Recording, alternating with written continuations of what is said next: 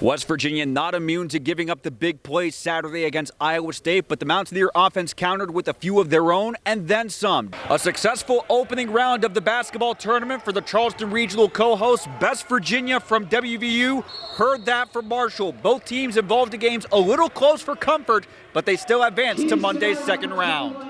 Welcome back to Newswatch at 6. Matt Digby coming to you live from Wheeling Island Stadium. It is Super 6 weekend, and Southern West Virginia represented again in the Class AA title game. That meeting just about to start in the next couple of minutes. A special session of the Wyoming County Board of Education, primarily to discuss future major sporting events between Westside and Wyoming East High Schools. This is game 1 of 3 straight in Blacksburg for the Hokies. They will welcome Pitt to Lane Stadium next Saturday, and then Syracuse on October 23rd.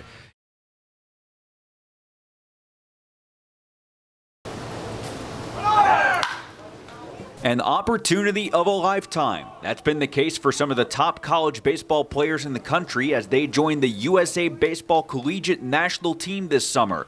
They've had the chance to play exhibition games throughout the Appalachian League ballparks the last 2 weeks, including in Mercer County Wednesday and Thursday. You know, it's a blessing. I'm super happy to be here. Obviously, surrounded by these great collegiate players, and you know, it's definitely made me better, and that's what I'm grateful for, just going into the next year. This has been an amazing opportunity for me, and I think for everybody out here. I mean, these kids are obviously the top of the college, in the country right now, and it's just been amazing to compete against them and compete with them for these last couple of weeks. And the games have led to some top-notch individual performances. Jacob Berry and Jordan Sprinkle have both excelled, and Gavin Cross has hit over 400 for the Stars team with 13 RBI as they've won 7 of 11 games against the Stripes team.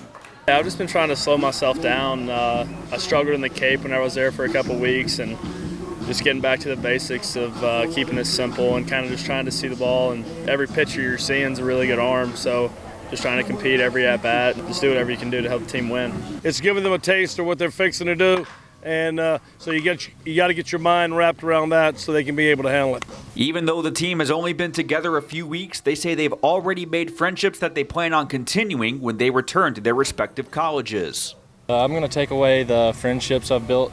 I've made a lot of friends here, and everybody here is pretty cool, and we just all been hanging out. So it's probably the friendships what I'm going to take most away from here. Being able to watch them next year and keep up with them, and then hopefully get to go through the minor leagues and maybe make it to the big leagues with these guys. I'll try to keep up with them and talk to them on a regular basis. And while the Appalachian League ballpark tour ended Thursday, next week the players will face the USA Olympic team that's headed to Tokyo later in July. Another major opportunity. They're all going to be in that position soon, and they get to see what they're like and how those people go about their business, and it just gives them another addition of stuff they can put in their memory bank for things they have to train for and get ready for. Number 5, Madison May. Madison May is Mercer County through and through. She starred for Pikeview in high school, and when it came time to decide where to attend college, she chose Concord, only a few miles from home.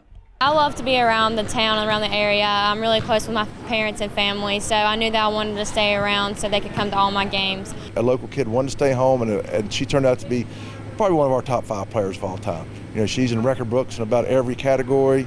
She'll be a first-team Hall of Conference this year.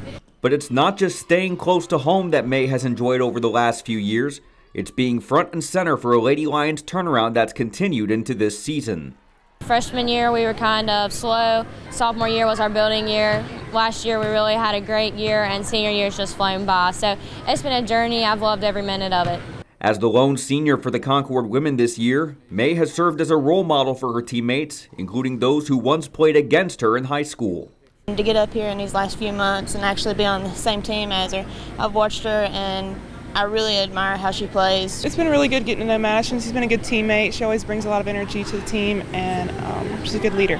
Just having that role and having the coaches look to me and trust me has been great. But I knew that I needed to step up this year. Being the only senior, I had to set a role. There are still a couple of weeks left in the regular season, and Concord has already clinched a berth in the Mountain East tournament.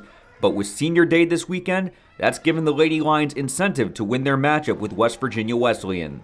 Very motivated. We want to win not only for us but for Madison. Make sure the other kids realize that this is her day, that she wants to get that win on Senior Day. And, if we can take care of business, she'll walk out here with the win. We've won big games this season, and to see her motivated and excited about this season, it really helps me get motivated. As for what's next for Madison after the season, I just want to continue my education. The ultimate goal is one day to be a speech pathologist, so I'm going to continue my education, hopefully maybe coach somewhere, so we'll see how it goes.